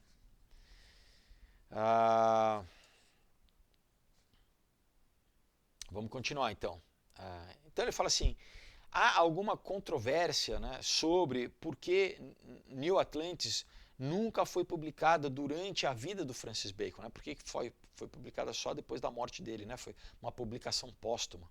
Então ele fala assim, apesar de muitas autoridades acreditarem que o livro está inacabado, o Manly P. Hall, né, ele oferece um outro ponto de vista interessante, dizendo assim, o livro, na verdade, está completo, mas ele nunca foi publicado na sua forma completa, porque ele contava muito sobre o plano.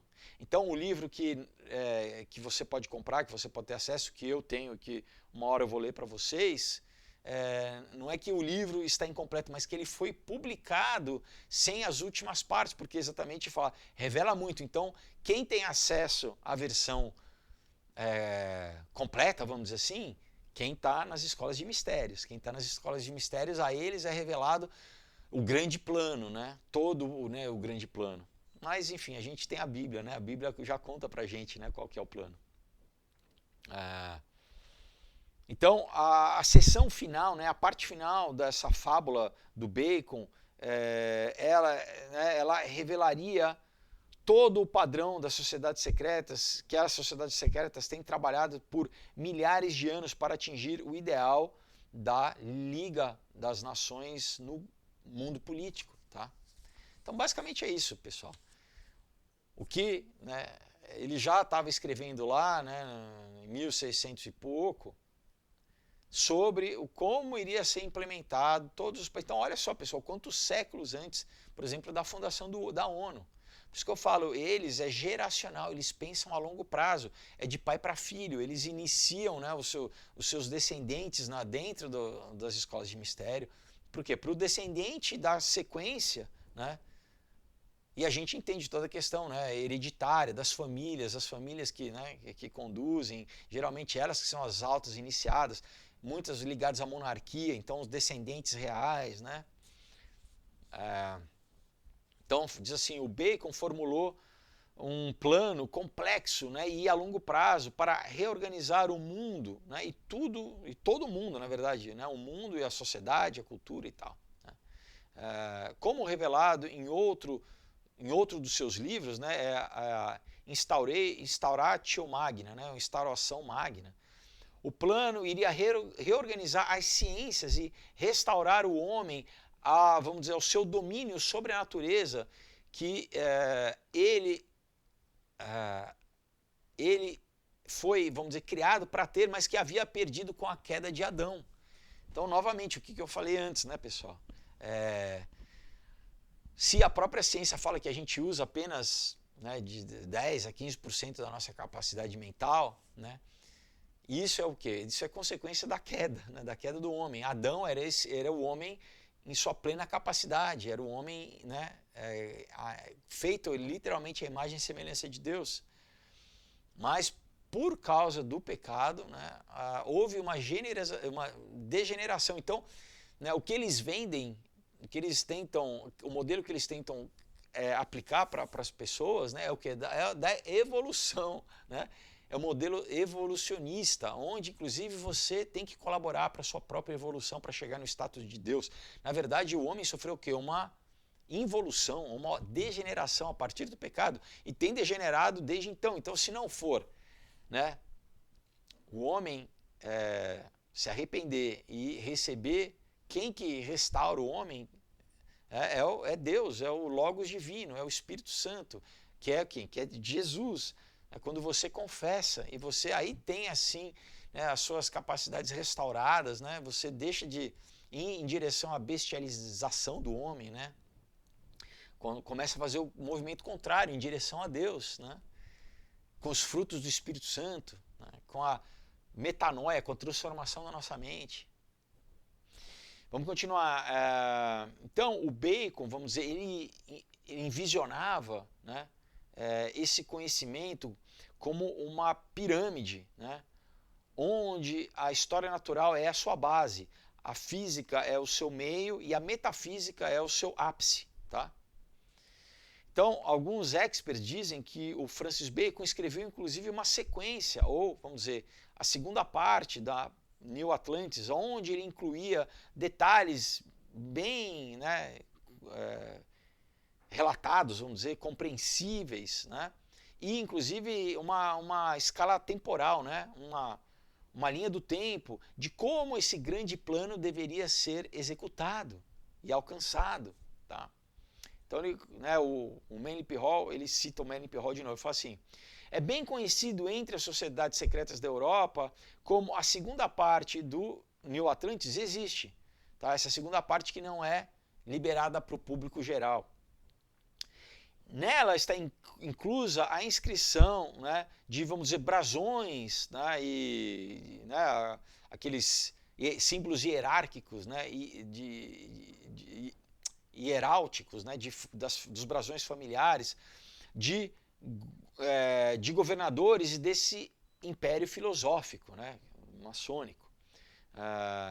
Então, deve ser por essas razões que esses escritos foram suprimidos, né, para que esses brasões, né, esses brasões que pertenciam a pessoas reais, né, não fosse revelado à população, para que eles não sofressem nenhum tipo de perseguição. Na verdade, o que? Essas famílias que iriam ser as responsáveis para o quê? Avançar essa agenda da criação né, para o quê? Para eles ficarem escondidos. Tá?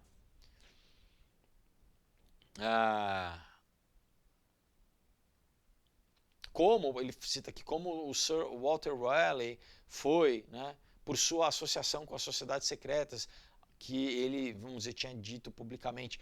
Obviamente, pessoal, a população nunca quis ser controlada por um grupo, uma elite, né? Então, né, não é de agora, né? Por isso que ao longo da história eles sempre foram, vamos dizer, era a versão daquela época de fake news, de chamar de teoria da conspiração. Por quê? Porque qualquer pessoa que se levantava contra a agenda deles era, né, ridicularizada, era demonizada, né? E o padrão é o mesmo até hoje, né? Continua assim. Então, o Lord Bacon, né, houve referência feita ao Francis Bacon, né, o Lord Bacon, por quem? Por exemplo, Thomas Jefferson, né? que foi um dos 3 grandes homens, né? Desculpa, o Thomas Jefferson, que era o quê? Foi um dos, né, um dos Founding Fathers, né, uma das pessoas que pensou sobre a Constituição americana, né? Ele colocava o Lord Francis Bacon como um dos 3 grandes homens da história, junto com o Isaac Newton e o John Locke, né? E alguns acadêmicos baconianos acreditam que o Thomas Jefferson, foi a última pessoa a examinar exatamente, né, o conteúdo do arquivo de todas as obras do Francis Bacon, que a partir de então foi, vamos dizer, escondido, né, foi perdido. Tá?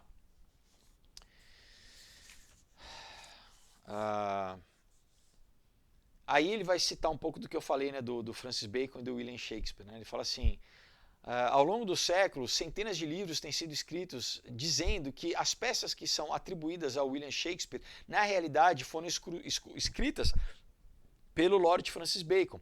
A livraria do Congresso americana tem um cartão inteiro, né, catalogado, né, tem um cartão de uma gaveta inteira catalogada de centenas de entradas, né, sobre o tema de livros raros sobre isso. Então, se Francis Bacon, na verdade, escreveu, né, as obras que são atribuídas a Shakespeare, e isso foi mantido em segredo por 4 séculos, então essa é importante, né,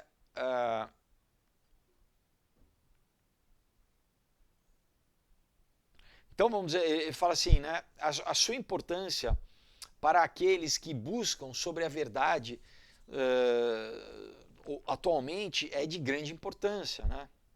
Então, não, ele fala assim, ele continua assim: não existe dúvida nenhuma que o nome William Shakespeare existiu, né? Que a pessoa chamada William Shakespeare existiu. Mas também não há dúvida de que ele era uma pessoa simples. Ele era, né, ele não era, na época, pessoal, só quem era da elite tinha acesso à educação, tá? Só quem era da elite tinha, né, desde criança, tinha uma formação acadêmica, tá? Aprendia a ler, por exemplo, grego, né? Aprendia latim. Então, o William Shakespeare, ele era que em inglês eles falam commoner, né? Ele era um cara humilde, né? E existe pouca dúvida de que ele era iliterado. Não quer dizer que ele fosse analfabeto, mas que ele não tinha uma formação clássica, né? Ele não tinha. E, de novo, para você escrever as obras do Shakespeare cheias de referências, por exemplo, né, de mitologia grega, né? Ele faz muita referência ao ocultismo. Isso, na época, se você não fosse da elite, você não ia aprender, né? Vamos dizer, não era um camponês, mas assim, um plebeu, né? Ele não teria acesso a essa informação para escrever com tal propriedade nas obras, né? Falando sobre o Shakespeare. Ele fala assim, mesmo assim, as peças são atribuídas a ele e mostram um grande conhecimento da etiqueta da corte inglesa, que é uma outra coisa. Então, peraí, como que um cara que é um plebeu, ele sabe o que se passa dentro das cortes inglesas? Você tinha que ser um frequentador das cortes inglesas para saber como que as coisas acontecem dentro das cortes, concorda? E o Francis Bacon, na época, o William Shakespeare não tinha acesso a isso. Pessoal, na época não tinha internet, não tinha Google para você entrar e pesquisar, não tinha enciclopédia, não tinha nada disso. Então, como que ele ia ter acesso a essa informação se era um mundo do qual ele não participava? Entende? Continua assim. Então, ele não tinha conhecimento da etiqueta, né, da corte inglesa, de inúmeras línguas estrangeiras, né? Então o cara era como que ele sabia, né? Porque o Francis Bacon falava várias línguas, né? E também vamos dizer, uma enorme capacidade de domínio da língua inglesa, da própria língua inglesa, né? Você tinha que ser um cara com formação, um cara, né, culto. Então críticos, né, dessa conexão Bacon-Shakespeare, eles têm dificuldade em explicar, né, essas discrepâncias. Né? Tem pessoas que, não, imagina, né, isso é teoria da conspiração. Né? Então, como que eles explicam isso? Que o Shakespeare era um cara simples, né? Ele não tinha acesso a essa formação acadêmica, né? Então, a pesquisadora maçônica Mary Bower Hall, ela mantém, ela diz assim, o Sir Francis Bacon era o único homem do seu período, da sua época, que poderia ter escrito as peças, né? William Shakespeare, né, o homem lá de Stratford, né, definitivamente não pode ter escrito elas, porque foi provado, né, vez após vez, e além de qualquer sombra de dúvida, que o William Shakespeare, olha, não poderia nem ler e nem escrever. Então, né, eu aqui falei que talvez ele não fosse analfabeto, aqui ela está falando que ele inclusive era analfabeto, né? Então, como que o cara que era analfabeto podia escrever as obras mais importantes, mais capitais da literatura inglesa, né? Vamos dizer, o alicerce da literatura inglesa. Então ele continua assim, de fato, né, a única evidência de que William Shakespeare era alfabetizado consiste em 5 alegações, em 5 assinaturas, vamos dizer, supostas assinaturas que aparecem em seu testamento, tá? Então, quer dizer, você pode fazer qualquer rabisco, ele fala aí, também é alegado, não quer dizer nem que... Então, peraí, se as únicas provas, né, de que ele não tinha nem cartas, manuscritos, nada disso, interessante, né?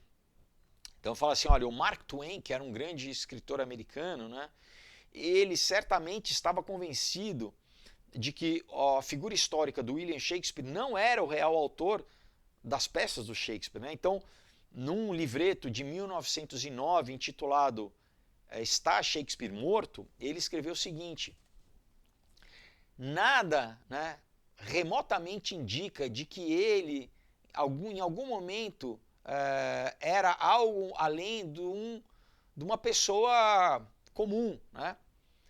Um ator de um grau inferior, né? E que era um pequeno comerciante numa pequena vila que nunca havia sido considerado como uma pessoa de influência ou de importância, né?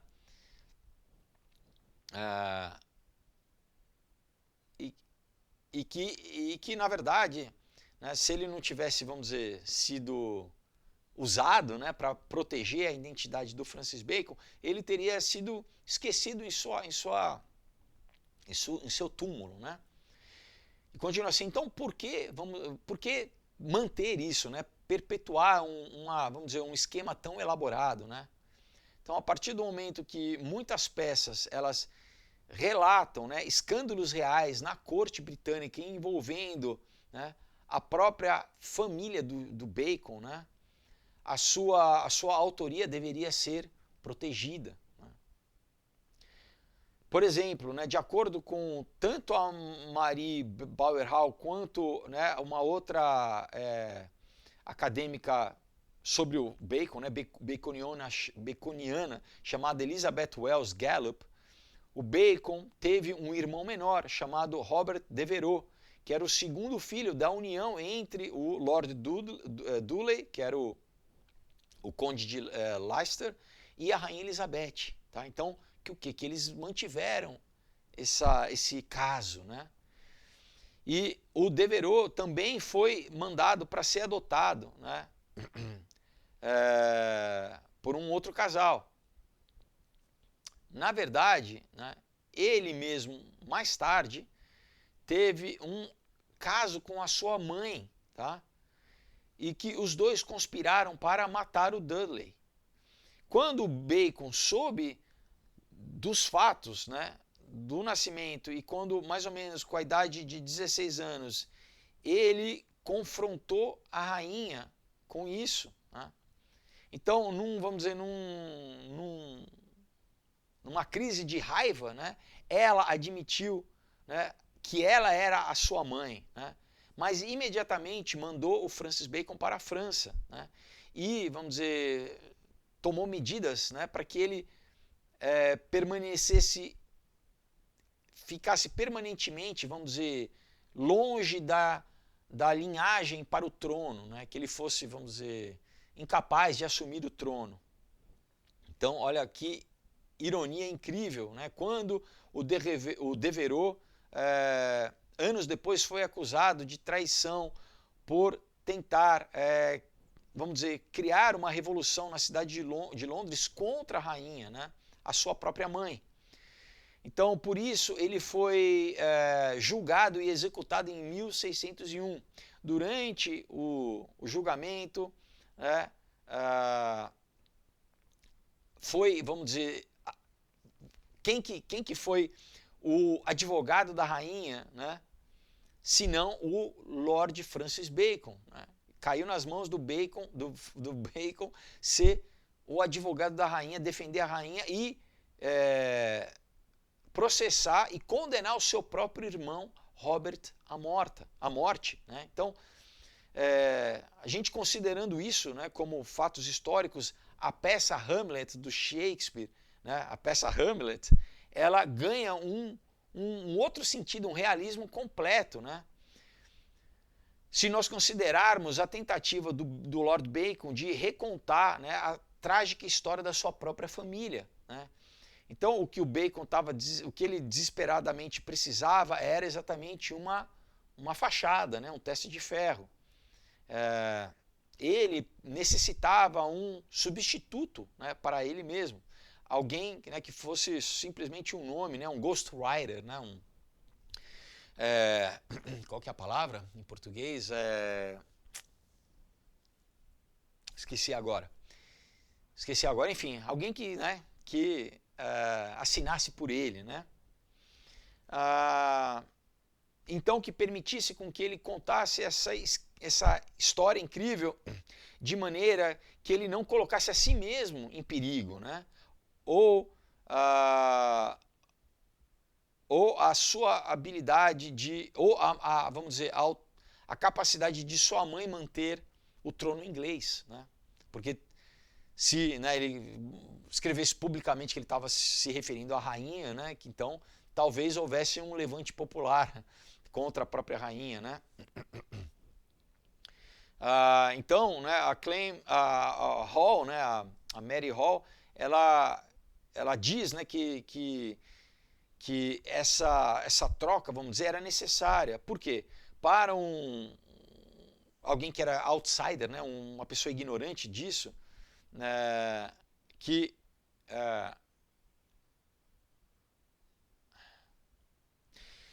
assim, que pudesse, vamos dizer, sofrer a consequência, né, da autoria, caso realmente as pessoas ligassem os pontos, né, sobre a obra e falassem que aquilo estava se referindo à rainha, essa culpa a consequência iria cair no William Shakespeare, não no Francis Bacon, né? E exatamente esse homem foi encontrado no William Shakespeare, que foi, vamos dizer, formado, né? Ele foi ensinado para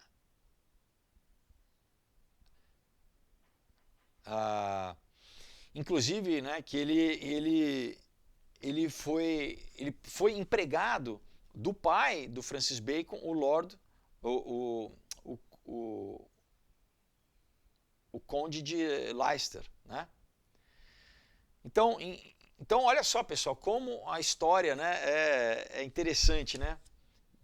Deixa eu mais um pouquinho aqui só para a gente encerrar o vídeo de hoje. Então fala assim, a Elizabeth Wells Gallup, né, que é uma criptologista, né, que passou anos decifrando os códigos das mensagens do Francis Bacon, né,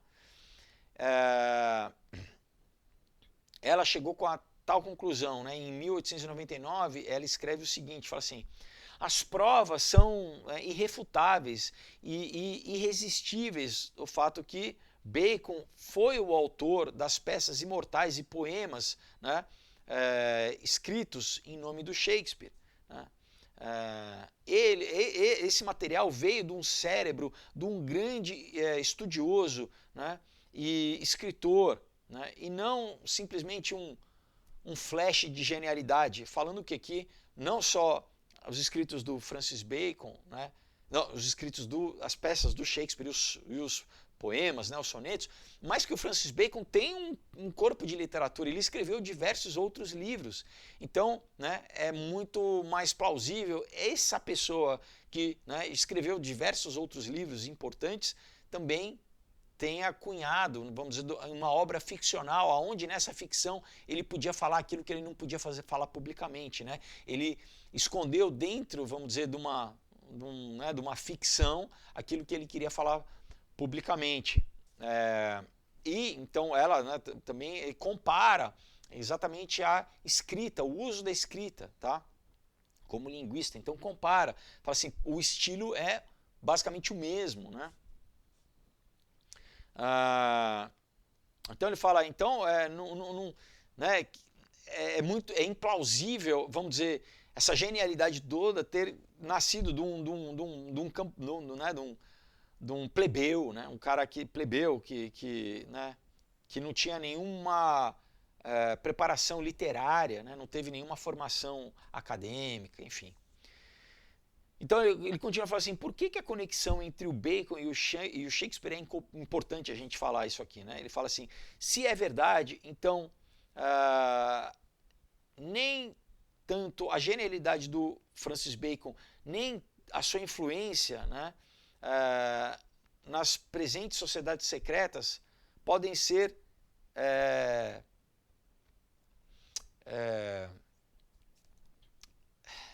desculpa pessoal, elas não podem ser, vamos dizer, subestimadas. Ele está falando então o seguinte, se realmente, né, isso é verdade, tá? A influência do Shakespeare, do Bacon, né, em toda a cultura, pessoal, né, lembrando que o que ele também queria, no grande parte do grande plano, você tem que construir uma cultura para o que? Essa nova ordem, esse novo pensamento, né, que as sociedades secretas detêm, isso não pode ser subestimado, né?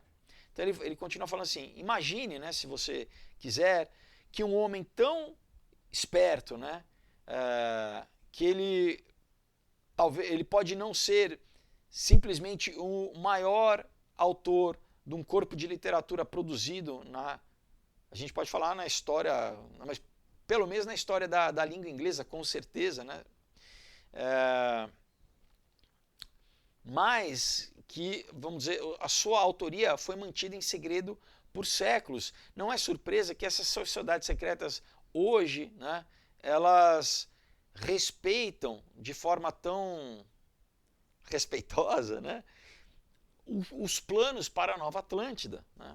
Então, o Manly P. Hall, não a Mary Hall, né, o mesmo sobrenome, o Manly P. Hall, ele diz que a sociedade secreta baconiana, né, maçônica, lembra? Ela falou que a maçonaria, o Francis Bacon é responsável tanto pela maçonaria moderna quanto a Rosa Cruz, né?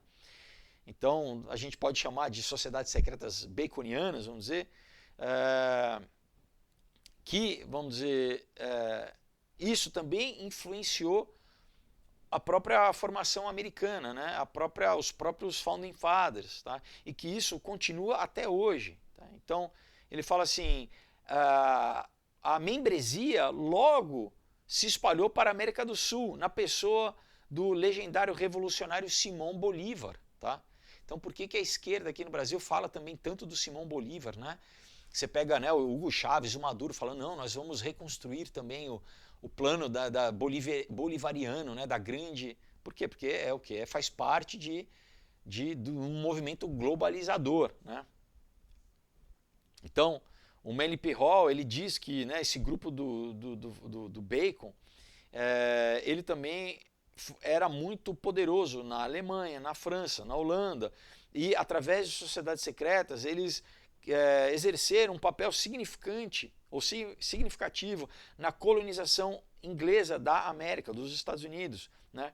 E com a colonização veio a força para estabelecer os seus bem desenhados planos para a nova, para, vamos dizer, perseguir e demonizar, né, quem se opunha à nova ordem mundial e quem se opõe até hoje, o quê? Os cristãos.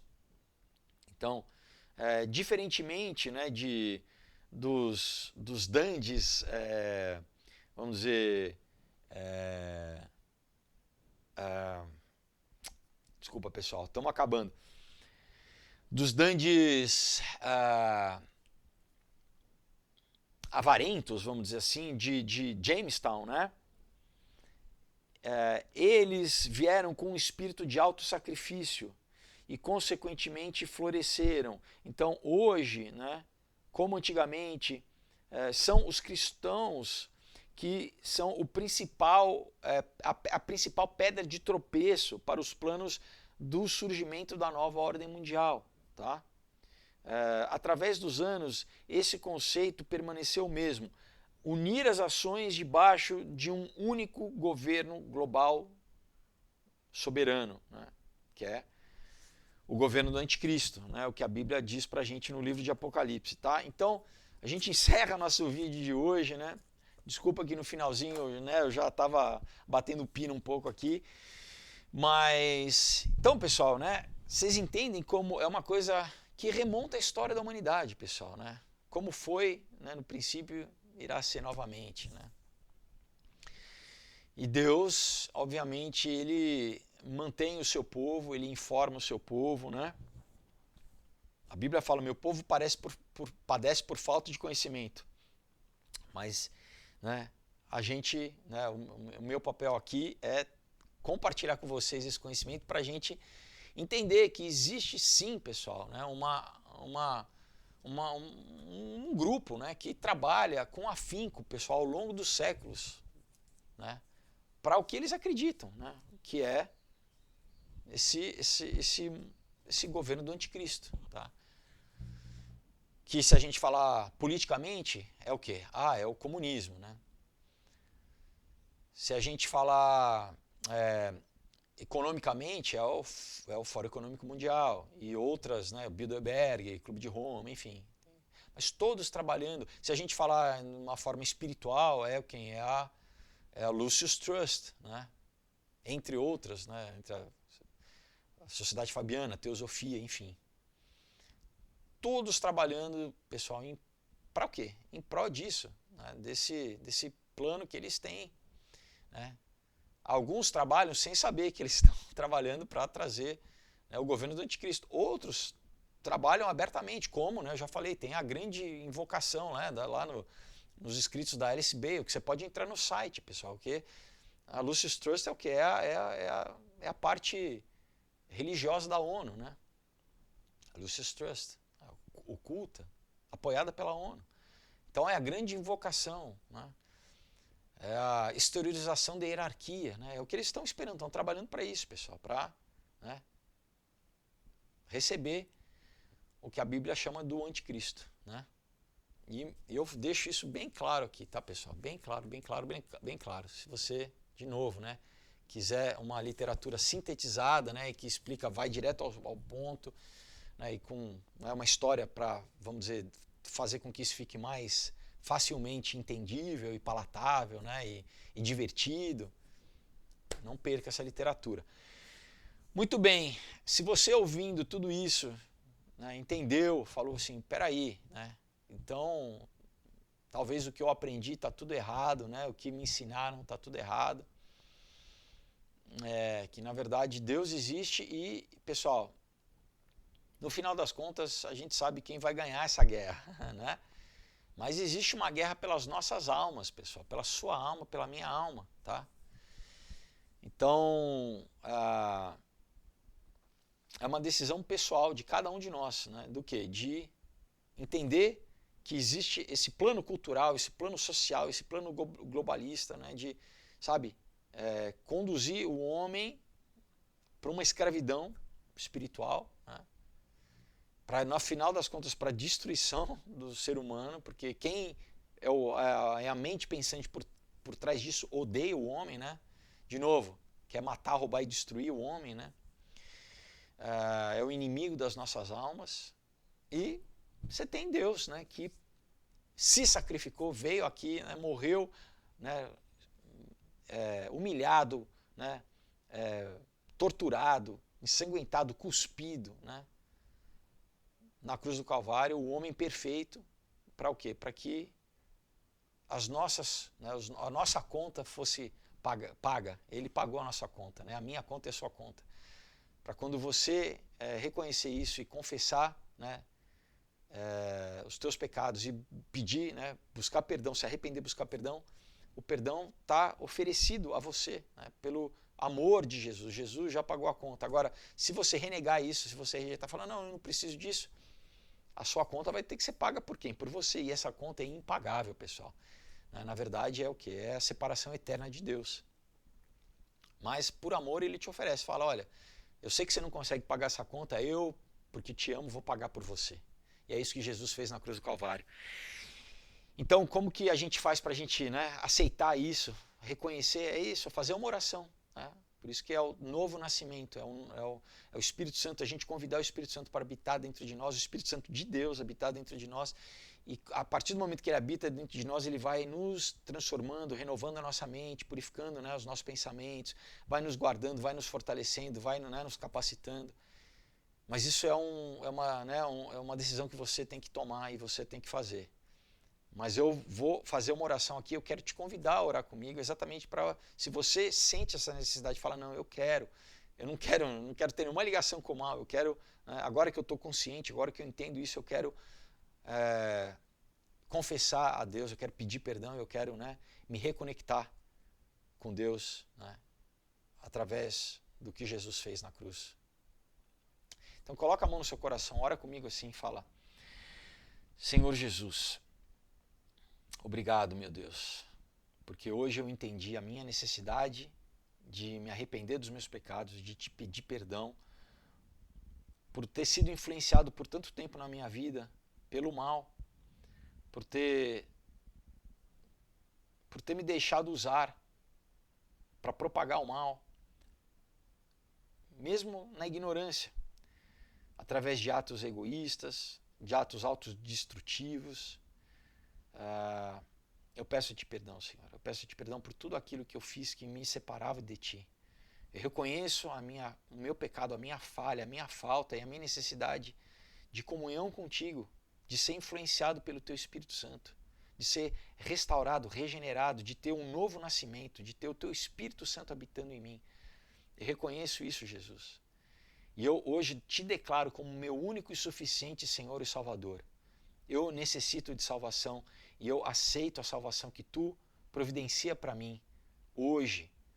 É um sacrifício eterno que Tu fizeste na cruz e hoje eu aceito esse sacrifício.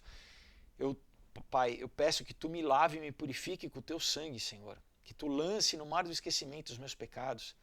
Eu quero que o velho homem ou a velha mulher fiquem crucificados na cruz do Calvário, que eu ressuscite espiritualmente como Tu ressuscitaste, Jesus, ao terceiro dia. Eu ressuscito hoje espiritualmente com o Teu Espírito Santo habitando em mim e promovendo essa santificação, esse nascer de novo, a salvação da minha alma. Eu te louvo e te agradeço, Pai. Eu peço a Ti, Espírito Santo de Deus, seja entronizado na minha vida. Eu te convido, entre em todas as áreas da minha vida, transforme, para que não haja nada que fique distante da Tua influência, Senhor, Pai, da Tua purificação, Pai. Nada que esteja escondido, Pai. Eu me entrego, Pai, na Tua presença, Pai, em todas as áreas, emocionalmente, fisicamente, espiritualmente, racionalmente, todas as áreas da minha vida, Pai. Eu me coloco, Pai, debaixo da Tua vontade, Senhor, do Teu querer e realizar. Seja feita a Tua vontade na minha vida, Pai. Que seja assim na terra como no céu. Eu te louvo, eu peço, escreva meu nome no livro da vida do Cordeiro, me cele com o Teu Espírito Santo da promessa, Pai. Graça eu te dou para que a partir de hoje eu tenha a segurança e a certeza de que eu sou um contigo e que quando o meu tempo acabar aqui, eu vou estar na Tua presença. Eu te louvo, eu peço, Pai, dê ordem aos Teus anjos ao meu respeito, que Tu, Pai, que a minha vida seja a partir de hoje para a Tua glória, para a Tua graça, Pai, para a salvação das pessoas, para a expansão do Teu reino aqui na terra, para que eu, como um membro da Tua igreja, esteja, Pai, trabalhando até o momento que Tu venha, Pai, nos resgatar, Pai, para que eu esteja, Pai, trabalhando como um embaixador ou uma embaixatriz para a glória do teu nome, para a implementação do teu reino aqui, para salvação de vidas. Eu te louvo e te agradeço pela tua graça na minha vida, seja feita a tua vontade. Eu te louvo e te agradeço em nome de Jesus. Amém. Amém. Se você fez essa oração crendo no seu coração, então a Bíblia garante que você nasceu de novo. Compre uma para você ler, para você estar se edificando. Busca uma igreja que pregue essa doutrina aqui, que Jesus ao mesmo tempo é Deus e ao mesmo tempo é homem, para que você esteja crescendo na graça e no conhecimento, esteja recebendo alimento ali realmente, tá bom? E é isso, pessoal. Novamente deixo aqui para vocês, entre em contato, tá? Tá aqui embaixo todos os links. Também do Subscribestar, para você se tornar apoiador do canal, e do Rumble e do Odyssey, não deixe de assistir lá. A gente continua, né, semana que vem, e quinta-feira a gente tem uma palavra. Deus abençoe, uma excelente semana para vocês. Tchau.